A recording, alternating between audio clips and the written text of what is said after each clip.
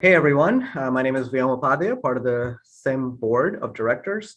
And with me today is our featured guest, Greg Taffet. And so we'd love to learn a little bit about Greg's journey in technology leadership and get into sort of what are the types of things that he's involved in and interested in nowadays. So Greg, maybe we start off. Tell us a little bit about yourself for those that may not have had the opportunity to meet you, and tell us a little bit about your journey as a technology leader. Hi, I've been in technology now since I graduated from college, which for all those people that are good at arithmetic, I won't use the number, but I'll say that was in 76, of a previous century. So I've been doing this for a long time, and I started off at the very bottom, where I was just programming, and taking direction and learning about computers. And as I worked through the field, I saw that there were a lot of people that belonged to SIM, and that was one of the first organizations I ever joined. And I've been a member, for close to 40 years now. Oh, wow. So, and as I have changed jobs, I have found that's been one of the longstanding organizations that I've continued to find value with. As I became a junior manager and a team lead, and then eventually, to where I am now, CIO. And more recently, as I've worked with many companies that have been bought out, now I'm doing a fractional CIO type job, working with multiple companies and still having more fun with these companies. And, the networking with the people in SIM and in this local area helps to keep me involved, active, and up to date. Just like with you, I learn things every time we talk. So, I find it very invigorating to work in this area and also to be involved as a CIO. Yeah, that's great to hear, and fully appreciate your point about how organizations like SIM really create these connections like the ones you and I have. And I remember you actually recommending that I join SIM South Florida as well and work with Elizabeth and team in furthering and advancing its mission. So definitely appreciate that guidance that you provided me as a mentor as well. So Greg, like just kind of reflecting on your career, like, as you transition from sort of that individual contributor role to a manager and then ultimately CIO, I'm sure we have a lot of SIM members who are, probably interested in a similar type of journey. What are some things that, as you reflect back on your 40 years of career, like that you feel really stand out in terms of core skills, core values, things that you feel were your North Stars throughout this journey and have helped you be successful as a leader? It was always learning how to communicate. That was like one of the most important things. Writing communication, verbal communication, presentations, all of these things are what make people stand out. Everybody who's probably watching this is probably very good technically. They probably have all those technical skills under their belt, and probably most of them are better at it than I am at this point. But the ability to communicate your ideas and to make them understood by other people and why the ideas that you're suggesting are important, have a good ROI, and will help the business. What is the business value in these ideas is what you need to communicate, because even though more and more people are technology savvy nowadays, and tomorrow even more of them will be more technology savvy, but that doesn't mean that they understand the technology that you're talking about. And we have to make sure that we understand that there's so much technology out there that for somebody to say that they're a technology expert almost means nothing nowadays, because just to use your phone now, which used to be a simple device, now you have to be a technology expert. To upgrade to Windows 11 from Windows 10, you have to be a technology expert. To use all of these things and to know what to choose, everybody has become a technology expert. I mean, I even look at the TV. It's no longer just 5 channels. There's 500 channels. And you got to figure out what you're going to watch and what's good for you and what's not. So you look at this and say, okay, I'm a technology expert, but do you know the specific database or the specific system or the specific whatever I'm working on enough to understand the value that I'm saying is part of this system and why we should be doing this? So communication is really the most important thing. And the people that I've seen succeed the most are those people who can communicate. There is a path for the people who just want to do heads down technology, engineering, or whatever.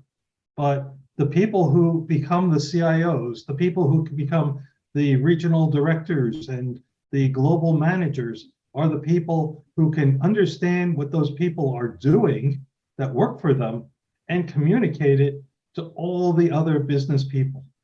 So I think it's the communication that's the most important skill, because everybody has the technology skill. So you need the people skill on top of that. And I totally can reflect and agree with that. Even as you transition from sort of that middle management, manager director layer to an executive layer, that communication even becomes more important because now your stakeholders are that much more influential, right? Like whether it's a board of directors or investors that you're working with, your CFO, your CEO. And these soft skills are a core focus of even what some of the programs that SIM offers nowadays, where we have an executive leadership development program that combines kind of like a curriculum that focuses on developing soft skills like communication, as you mentioned, but also then combines that with experiential knowledge via like a cohort style learning system that we bring in kind of leaders in South Florida and really work as groups to hone in and build the experiences necessary to succeed as you have. So that's great. So I know you started touching upon kind of some of the technologies that are, how rapidly technologies are evolving now. And I totally agree, because even like every time Apple rolls out an update, I feel lost actually, because there's just so many new features that are rolling out so frequently that, it's hard to kind of keep up. And I often kind of end up relying on other people to tell me, or look at like top 10 things you should know about this release update type of blogs to understand that. So I'd love to kind of get a peek in kind of the areas where you're focused on nowadays. What's top of mind? What are you hearing other CIOs in our community, and what's top of mind for them? How are they really leveraging technology to steer their businesses and create value? The people that I'm associating with may not be the general core, but some of the things that I'm seeing right now are DevOps evolving to DevSecOps, and I'm seeing a lot of people looking at the cloud with new eyes, because there are things that belong on the cloud that people have been pushing to the cloud, but now people are saying, okay, but does that belong in the cloud? And some things are migrating back, very few, but if you leave the wrong thing in the wrong place, then you're not a good manager. And while people are talking about how we should migrate most things to the cloud because it's more economical, it's got the better resources, you've got right security, but it means that you have to pick and change your skill set from technology to vendor evaluation, and pick the right vendor that's the right company for you. And asking those questions, and now being able to do contract negotiation. Do you know how to read a contract? Or do you just rely on a lawyer to tell you what it says? And I will tell you that that's a failure of many people, because the lawyers don't understand the technology clauses in the contract. They understand the legal clauses. So you have to become very good nowadays, as we outsource more and more stuff, in understanding how to manage a vendor, how to negotiate a contract with a vendor, and make sure that you've negotiated a contract that gives you what your company needs. Because you can't just say to the guy sitting next to you, oh yeah, implement this feature. Well, if the feature is not in the vendor's wheelhouse, then you don't have it. And at the same time, we have a lot of new technologies that are shiny objects, and everybody wants to do blockchain and everybody wants to do NFTs and metaverses. And for some companies, it's valuable and value add. To other companies, it's a real waste of time. There's a lot of stuff out there to learn to do this right. And if it's a value to the company, then doing it right is good. If it's not something that's really something that's going to add value to the company, you have just wasted a huge amount of money. And that's the types of skills that, as this world gets more and more complicated, evaluating what technologies are appropriate for the company, what software, what apps, what level of security is becoming much more of a evaluation skill than it was before. Every so often, somebody every 10 years would change their ERP system. Now, every day you're evaluating what new software we should be using. So evaluating that, checking out the software, being able to understand what the vendor is promising versus what the vendor actually can deliver now becomes a day-to-day skill as opposed to a once every 10 years type skill. I'm seeing that the number of databases is evolving faster than I can keep track of them. Today I was told about 2 new databases that I had to Google at the same time that we were talking about them, just to see why somebody would use that database. It's not just that we all use Microsoft SQL Server anymore, or Oracle, or any of the others that are now defunct. Googling is another key important skill that can't be underestimated.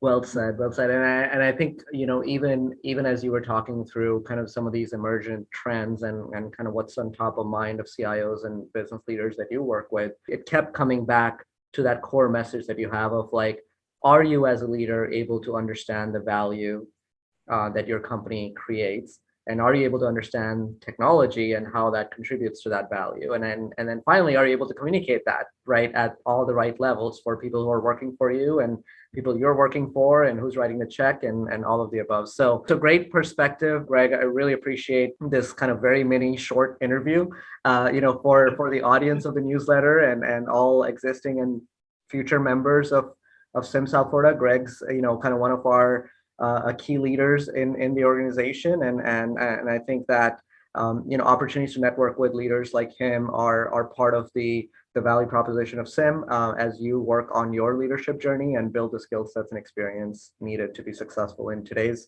very complex world, as Greg pointed out. So appreciate the time, Greg, and thank you for contributing to our newsletter. Always a pleasure to talk with you, Bill. All right, thank you.